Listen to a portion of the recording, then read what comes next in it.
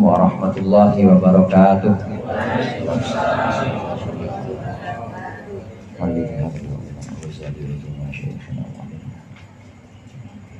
Al-Fatihah.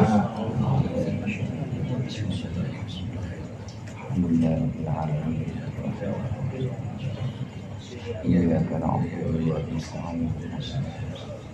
Shiratal ladzina an'amta 'alaihim ghairil maghdubi 'alaihim waladdallin. Amin.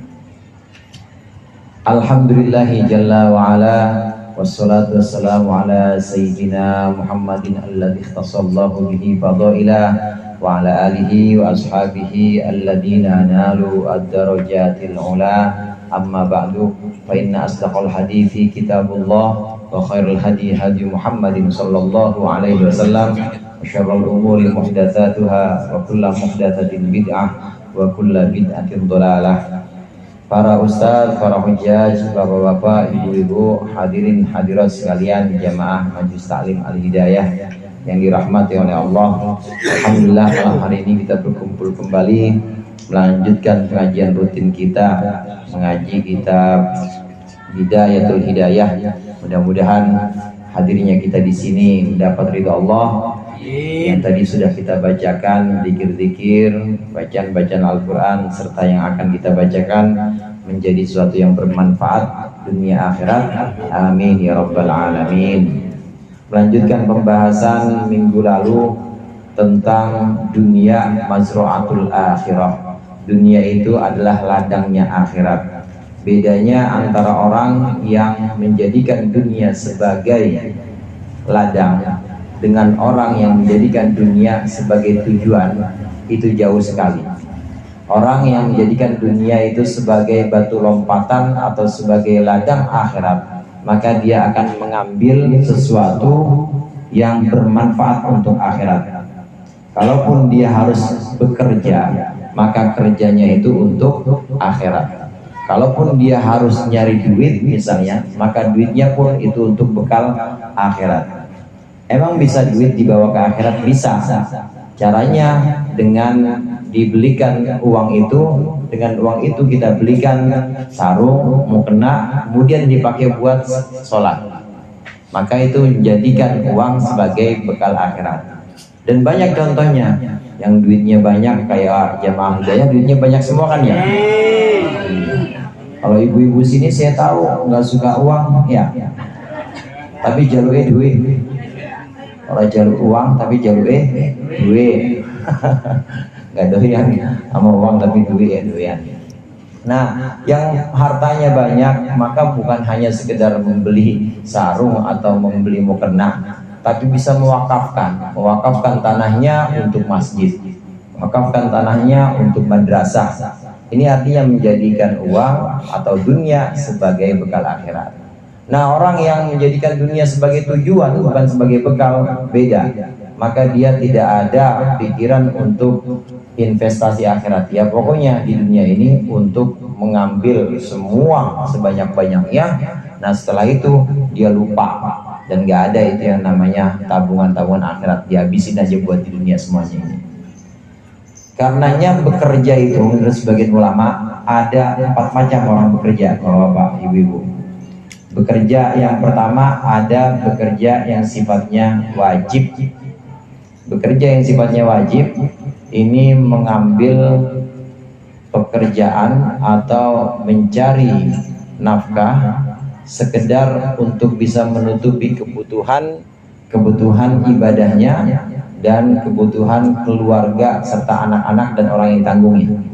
Asal dia bekerja dan itu bisa untuk melaksanakan sholat, bisa untuk bulan puasa, bisa buat sahur, bisa buat buka. Asal untuk itu, maka itu wajib. Karena kalau nggak kerja, maka nggak bisa sholat. Nggak bisa beli sarung, nggak bisa beli mukena. Kalau nggak kerja, dia juga nggak bisa puasa Ramadan, nggak bisa sahur, nggak bisa buka juga. Nah ini kerja yang wajib.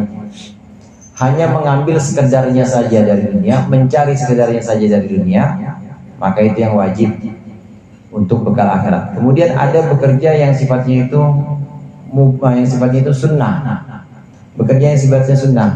Setelah tertutupi yang wajib-wajib untuk bekal ibadah sendiri, bekal ibadah keluarga, anak istrinya semua, udah dibekali untuk sekedar ibadah cukup. Nah kemudian dicari lebihannya. Lebihannya apa? Lebihannya untuk sedekah, sedekah ke fakir miskin, untuk infak ke masjid. Ini namanya bekerja yang sunnah. Wajibnya dapat, kemudian tambah lagi sunnah. Nah sunnah yang seperti ini, bekerja yang sunnah seperti ini lebih baik dibanding sunnah-sunnah ibadah yang lain. Dibanding ibadah sunnah yang lain. Misalnya dibanding, mohon maaf, misalnya dibanding puasa Senin Kemis atau dibanding dengan zikir-zikir, ini lebih utama kerja, cuma hasilnya disedekahin. Ini namanya kerja sunnah. Ini kerja yang sifatnya sunnah, wajibnya udah ketutup, kemudian pengen nambah lagi, cuma nambahnya bukan buat dia, nambahnya untuk sedekah kepentingan orang lain. Nah kemudian yang ketiga ada bekerja yang sifatnya ini mubah. Bekerja yang sifatnya mudah, yang sifatnya mubah, yang pertama sudah tercover atau sudah terwakili, yang kedua juga sudah sedekah juga. Kemudian yang ketiga ini untuk litajamul atau litanakum, untuk membuat hidupnya enak, kemudian untuk menata kehidupannya supaya layak. Jadi kemana-mana ya, kalau kiranya pantas pakai mobil ya pakai mobil, kemana-mana kiranya pantas pakai sarung yang rada cakapan, pakai sarung yang rada cakapan. Boleh nggak yang berani? Boleh, mubah, boleh. Makan juga yang enak, jangan dari dulu makannya singkong, mulu singkong kayak orang lagi tirakat, tapi yang enak-enak. Boleh nggak? Boleh kerja yang seperti ini. Untuk kewajiban sudah, untuk yang sunnah sudah. Nah kemudian yang mubah ini lebih, cari lebih, ini untuk kenikmatan-kenikmatan dan untuk menghias diri diboleh. Mubah. Yang keempat ada kerja yang haram. Kerja yang haram itu udah, yang tiga itu udah semuanya, tapi dia pengen nambah lagi, cuma buat kebanggaan dan kesombongan. Nih di kampung ini mah gua doang yang paling bisa. Di kampung ini mah gua doang yang paling kaya, bisa anak bininya semua kecukupan, orang gua sedekahin, kemudian ditambah mobil mah ya kalau senia mah lewat, udah nggak ada senia ya, iya lewat, orang mobil jalan kagak lewat gimana, semuanya direndahin sama dia. Nah ini kerja yang seperti ini namanya kerja yang haram. Jadi bagaimana kerja di dunia untuk akhirat? Kerja di dunia untuk akhirat, kita boleh yang pertama, kedua, dan ketiga, asalkan semua itu diniatkan untuk akhirat. Kalau yang pertama jelas untuk akhirat, sekedarnya aja buat ibadah. Yang kedua juga jelas untuk akhirat, karena memang ada sedekah, ada infak untuk orang lain, untuk kemaslahatan orang banyak. Yang ketiga, selain ada sedekah, selain ada infak, ini ada syukur. Dalam rangka syukur, kita diberi karunia sehat, diberi tenaga, ini bersyukur dengan tenaga, dengan sehat, kerja terus, sehingga ya layak ayah kalau rumahnya tingkat 2 misalnya. Untuk apa? Untuk mensyukuri, alhamdulillah ini hidup dari dulu saya mah enak terus. Jadi bersyukur terus, untuk menumbuhkan rasa syukur. Boleh yang seperti ini. Yang nggak boleh yang keempat. Nah pada pembahasan yang berikutnya, ini kita dituntun oleh Imam Ghazali untuk masuk lebih dalam lagi kepada pembahasan takwa. Dari awal bab kitab Bidayatul Hidayah sampai kemarin kita bahas, ini adalah permulaan. Ini masih satu pembahasan yang sifatnya ini muqaddimah, baru awal. Kalau mau lebih dalam lagi pembahasannya, kalau mau takwanya bukan hanya takwa zahir, takwa luaran saja, tapi takwa dalamannya juga, maka dituntun oleh Imam Ghazali dalam perkataan beliau berikut ini. Jadi sekali lagi saya katakan bahwa pembahasan kita mulai dari awal Bidayatul Hidayah yang kita udah bahas tentang wudhu, ketika kita berwudhu syarat dan rukunnya, kemudian hendaklah saat kita berwudhu itu kita ingin mengikuti Nabi Muhammad, sekaligus ingin memperoleh ampunan Allah, karena wudhu itu bisa menghapuskan dosa. Kemudian kemarin ada sholat, pembahasan sholat kita, datangnya kita ke masjid, tambah lagi qobliyah ba'diyah, itu kan zahir semuanya. Jadi dituntun yang zahir-zahir takwa, bagaimana menata badan kita, mulai dari bangun tidur, kemudian wudhu, sholat, sampai kita dituntun juga kemarin untuk puasa yang wajib-wajib, puasa di hari-hari yang haram juga jangan dituntun. Itu semuanya ibadah badan. Nah, kalau ingin lebih dalam lagi tentang ibadah batin, ibadah hati, maka ada pada perkataan beliau ini. Qala al-muallif rahimahullah wa nafa'ana bihi wa bi 'ulumihi fid dharain amin. Saya ulang sedikit yang atasnya. Fahadhihi nubdatun yasiratun min dhahiri ilmi taqwa. Maka ini adalah setitik yang sangat ringan min dhahiri ilmi taqwa, dari zahirnya ilmu taqwa. Wa hiya bidayatul hidayah. Ini adalah awal dari hidayah atau awal dari petunjuk. Ini yang sudah kita bahas, ini adalah satu titik atau secercah ringan pembahasan saja. Ini hanya pembahasan ringan dari ilmu takwa atau dari ketakwaan, perilaku takwa yang sifatnya ini badani, yang sifatnya ragawi. Dituntun sholat, dituntun puasa, kemudian dituntun untuk benar-benar lillahi ta'ala dalam semua ibadah kita. Ini adalah takwa zahir atau takwa badan. Nah, baru di beberapa minggu terakhir kemarin baru masuk ke dalam pembahasan hati, dan ini pun masih permulaan dari hidayah atau permulaan dari petunjuk, bidayatul hidayah. Fa in jarrabta biha nafsaka, maka jika engkau melatih dengan bidayatul hidayah, melatih nafsaka, dirimu, wa tawa'atka 'alaiha, dan dirimu menuruti engkau 'alaiha, atas bidayatul hidayah, fa 'alaika bi kitabi Ihya Ulumuddin, maka hendaklah engkau mengaji kitab Ihya Ulumuddin, litagrifa kaifiyatal wusuli ila batinit taqwa, lita'rifa, supaya engkau mengerti, engkau mengetahui kaifiyatal wusul, cara untuk sampai ila batin takwa, kepada takwa batin. Takwa ada dua macam, ada takwa zahir, ada takwa batin. Takwa zahir sholat, kelihatan sholatnya. Takwa zahir itu sholat, kelihatan dia datang ke masjid atau kelihatan di rumah jamaah, ibu sama suaminya, bapak sama istrinya. Yang jadi imam bapak, jangan istrinya. Mentang-mentang istrinya PNS jadi imam. Nah, pokoknya yang imam dulu bapaknya. Takwa zahir itu apa? Puasa, kelihatan memang dia sahur, kemudian siangnya nggak makan, nggak minum, puasa zahir kelihatan. Zakat atau sedekah kelihatan zahir semuanya. Ini kalau kita latih dan kita amalkan bidayatul hidayah, yang kemarin sudah kita bahas, yang berapa tahun kita? 3 tahun ya kira-kira ya. 3 tahun sudah kita bahas.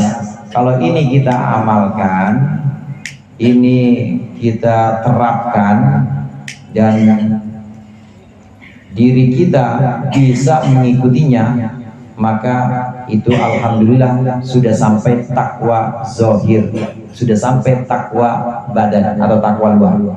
Nah, kalau mau masuk lebih dalam lagi kepada takwa batin, maka lanjutan kitab ini namanya kitab Ihya Ulumuddin. Hendaklah baca Ihya Ulumuddin.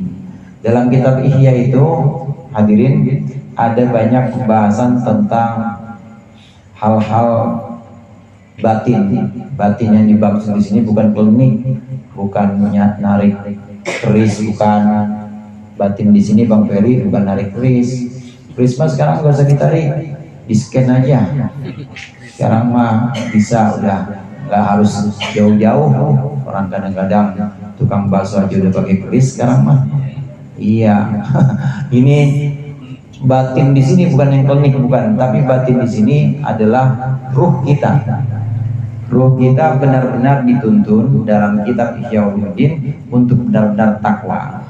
Contoh, sebagai contoh, dalam sholat di kitab Ihya Ulumuddin, sholat itu kita kenal ada syarat, ada rukunnya. Syarat sholat menutup aurat, syarat tuh.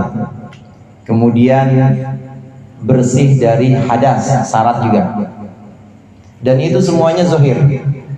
Itu semuanya perbuatan-perbuatan zahir. Memang harus tutup aurat, dan memang harus bersih dari hadas, ambil wudhu maksudnya, harus bersih dari najis, dibersihkan kalau ada najisnya.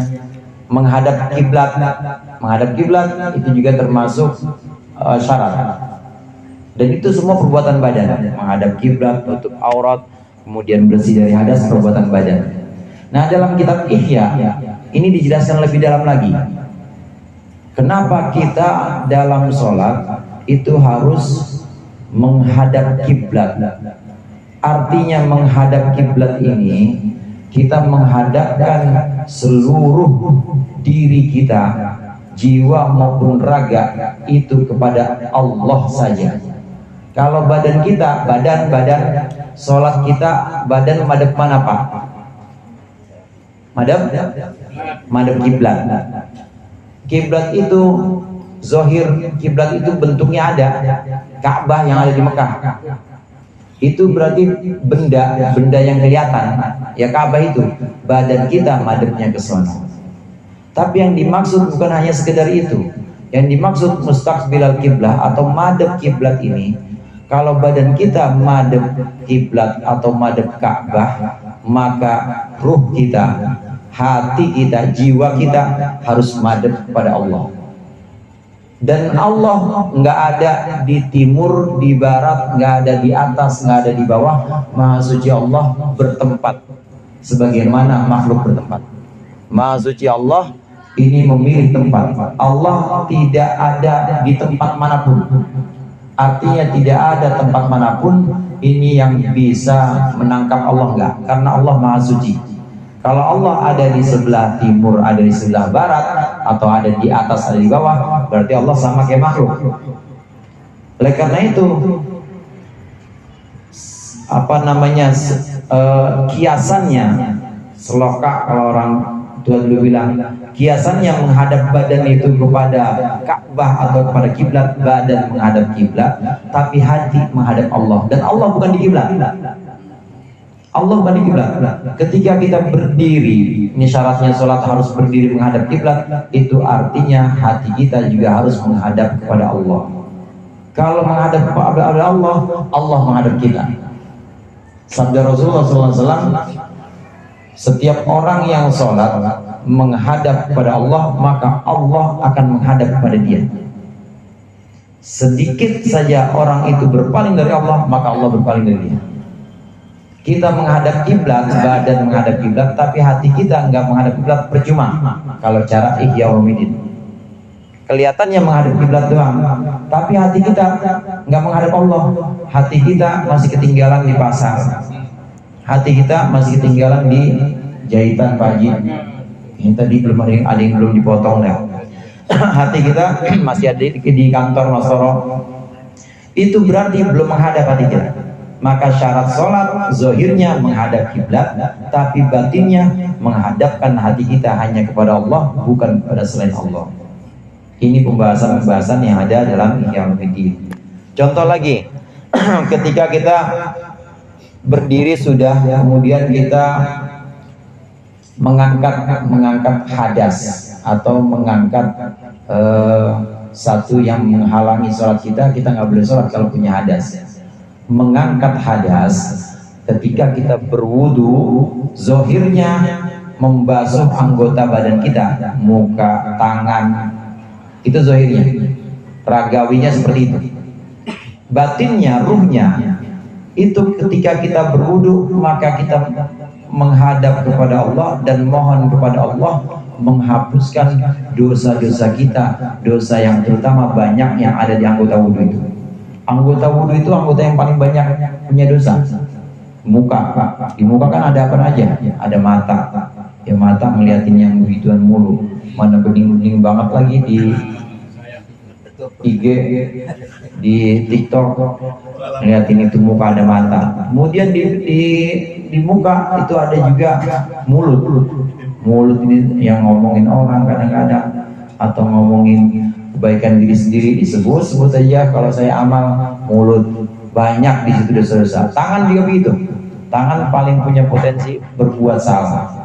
Ya, ada orang ditabokin atau ada orang dikamplengin. Sekarang mah udah nggak zaman ya tabok sama kampleng ya. tapi jempol yang main sekarang. Jempol ngetik ini kirim, atau cuma di copy paste kirim lagi, tangan dosa. Maka zahirnya, ragawinya wudhu, membasuh anggota badan, tapi batinnya kita harus menghadap kepada Allah dan mohon kepada Allah, ya Allah ini tangan saya salah, banyak salahnya, ngetik yang macam-macam, ngeklik di HP apa aja itu ada, hanya dengan jempol saya bisa melihat apa saja. Begitu juga kepala, sebagai kepala pikiran. Kadang-kadang pikiran kita suka jahat juga. Pikiran kita kadang-kadang suka salah juga, dibasuh atau diusap dengan air wudhu. Kaki juga begitu, yang paling punya potensi buat berbuat salah. Niatnya mengaji, tapi di tengah jalan ada biduan, mampir akhirnya. Yang tadinya masuk kotak, jadi buat nyawer, ngaji. Orang sono, ya orang sini mah nggak jauh beda. Semuanya yang punya potensi, banyak potensi salah itu anggota wudhu. Maka batinnya wudhu adalah menghapus dosa, memohon kepada Allah supaya dihapuskan, mengangkat hadas dan syaratnya sholat. Masuk kepada pelaksanaan sholat. Begitu kita sudah menutup aurat, kemudian juga menutup aurat tadi belum, menutup aurat syarat sholat. Zahirnya atau ragawinya, raganya badan kita ya ditutup auratnya. Kalau ibu-ibu perempuannya semuanya ketutup kecuali muka dan telapak tangan. Kaki jangan kelihatan bu. Ibu kalau sholat kelihatan nggak kakinya? Nggak boleh, batal, harus tutup. Nah kalau muka sama telapak tangan nggak apa-apa, itu bukan aurat dalam sholat. Orang laki bapak-bapak auratnya itu juga. Ragawi atau badaninya, zahirnya ini menutup badan. Nah batinnya yang kita ambil dari menutup aurat, kita menutup cacat-cacat atau celah-celah diri kita. Yang ditutup dari badan kita itu kan yang kurang. Auratnya laki-laki misalnya antara pusar dengan lutut, itu kan bagian-bagian yang kurang, yang kalau kita liatin kepada orang kita malu. Ya mana belang, mana nggak rata, nggak ada yang lurus keriting semua misalnya. Itu kan aurat. Begitu juga bagian-bagian ibu-ibu semuanya itu juga aurat, cacat. Ini secara zahir. Nah batinnya kita menutup aurat itu, kita menutup, kalau tadi menutup aurat zahir, ini menutup celah atau kekurangan kita dari manusia. Maka menutup aurat itu artinya kita menutup kekurangan kita dari Allah. Padahal Allah nggak bisa ditutupi. Allah tahu waktu kita sholat, niatnya sholat itu pamer, Allah tahu. Allah tahu waktu kita sholat, niatnya sholat itu gua mah yang paling pintar bacaannya, tahu. Allah tahu. Terus bagaimana nutupinnya? Nutupinnya adalah dengan rasa malu. Malu, ya Allah, saya menutup aurat zahir bisa, tapi nutup aurat yang ada di batin saya, aurat yang ada di hati saya, cacat yang ada di hati saya nggak bisa ketutup. Saya malu kepada Engkau ya Allah. Udah gitu aja. Jadi cara menutupinya adalah dengan rasa malu pada Allah.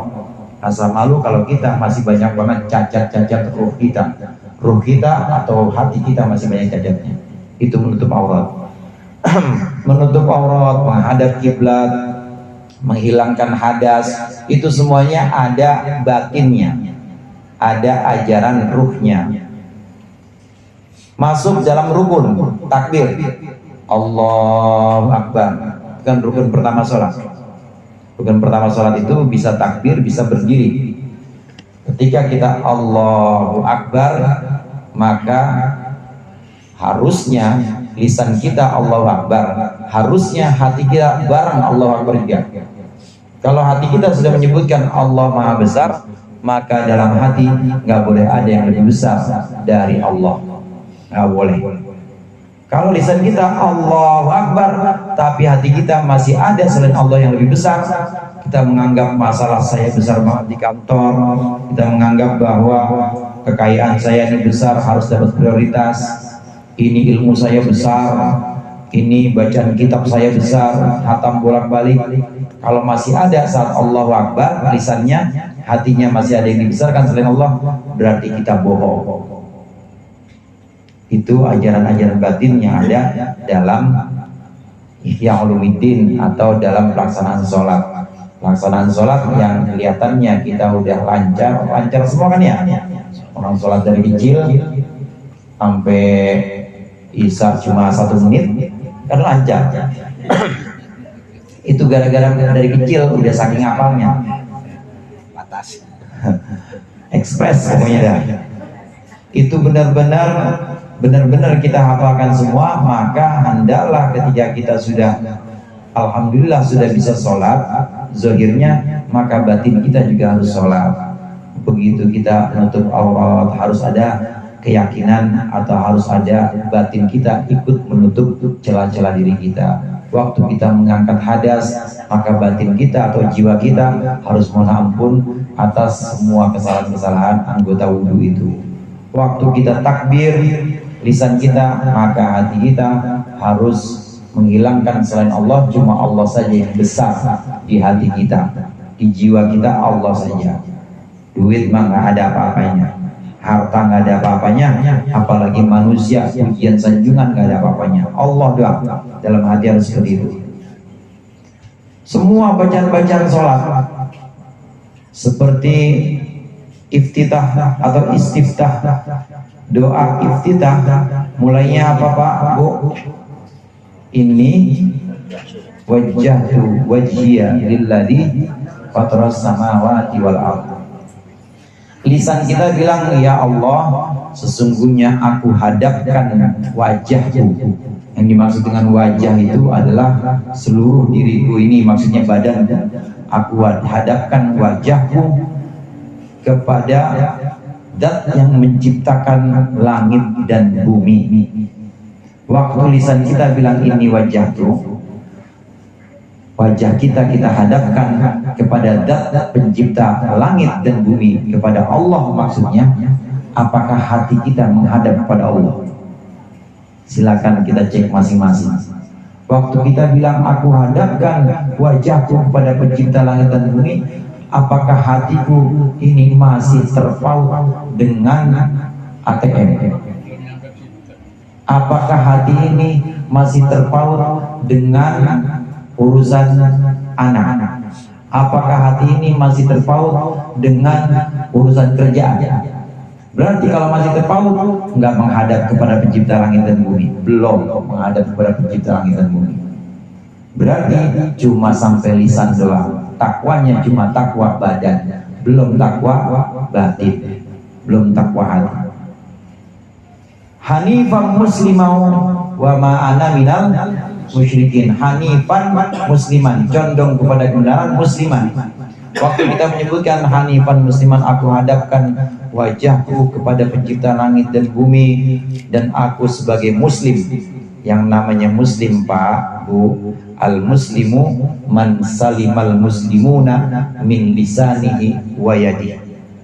Orang muslim itu orang yang saudara-saudaranya itu selamat dari kejahatan lisan dan kejahatan tangannya.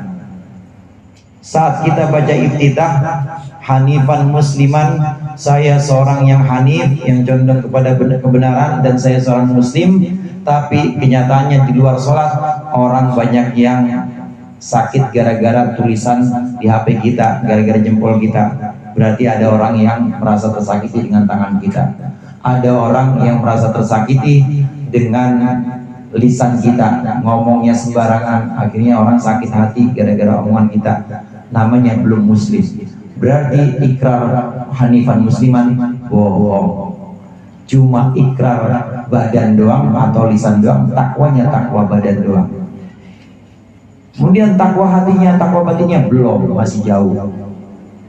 Tapi kalau udah bisa seperti itu, udah bisa sholat, udah bisa sampai salam semuanya, bacaan-bacanya, itu udah alhamdulillah. Artinya sudah masuk kepada pembahasan hidayatul hidayah, awal dari hidayah itu sudah masuk, tak apa-apa.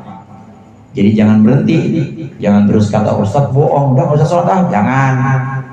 Kata Ustaz, percuma, udah gua kapok sholat. Jangan, itu udah alhamdulillah, udah bagus. Tinggal nanti kita sama-sama kita tambah lagi, kita perdalam lagi jadi takwa batin. Saat kita baca bacaan-bacaan yang ada dalam sholat, itu semua bacaan-bacaan yang keramat, itu bacaan, bukan sembarang bacaan. Nabi Muhammad itu yang mengajarkan. Semua bacaan-bacaan itu bacaan yang punya makna batin, ada makna batin.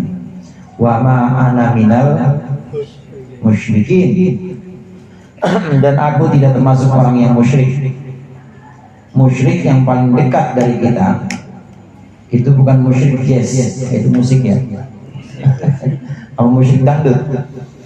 Musyrik yang paling dekat dengan kita, syirik yang paling dekat dengan kita adalah syirik khafi atau syirik alus.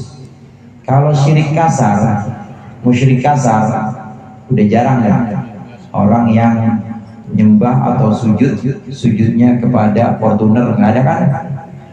Atau sujudnya di Monas nggak ada, bakar-bakar dupa di Monas nggak ada. Itu namanya musyrik atau syirik kasar. Ada syirik alus, itu lebih dekat dari diri kita. Apa itu syirik alus? Riya, syirik alus, pamer. Wa ma ana minal musyrikin, dan sungguh aku tidak termasuk orang-orang yang menyekutukanmu ya Allah. Dan Allah Maha tahu waktu kita menyebutkan wa ma ana minal musyrikin, waktu kita ikrar dalam iftitah, saya bukan orang yang menyekutukanmu ya Allah. Allah Maha tahu kita, sholat kita, berdirinya kita, sujudnya kita, dicakap-cakapin pengen dilihat sama makmum, Allah tahu. Berarti kita menyebutkan Allah dengan makmum. Pengen dilihat Allah juga, pengen dilihat makmum. Berarti ada dua yang dituju di situ. Ada Allah, ada makmum. Musyrik apa enggak tuh, Bu? Musyrik. Musyrik yang musyrik halus. Ketika mengucapkan wa ma ana minal musyrikin, harusnya benar-benar udah nggak ada lagi yang dituju kecuali Allah. Allah saja yang melihat, jadi tidak pengen dilihat yang lain selain Allah, itu nggak pengen. Ini baru iftitah dan belum rapi iftitah. Amanah musyrikin salati wa nusuki wa mahyaya, masih panjang itu. Nah, pembahasan-pembahasan yang seperti ini adalah mengupas tentang takwa batin. Semua yang ada dalam ibadah sholat maupun ibadah puasa dan ibadah-ibadah yang lainnya itu ada takwa batinnya. Kalau toh kita sudah belajar bidayatul hidayah, sudah bisa takwa zahir, badan kita sudah bisa takwa, maka alhamdulillah. Nanti tinggal dilanjutkan lagi dengan takwa batin atau takwa ruh kita. Pembahasan tentang takwa ruh kita ini ada dalam kitab beliau, kata Imam Ghazali dalam kitabku, yaitu kitab Ihya Ulumuddin.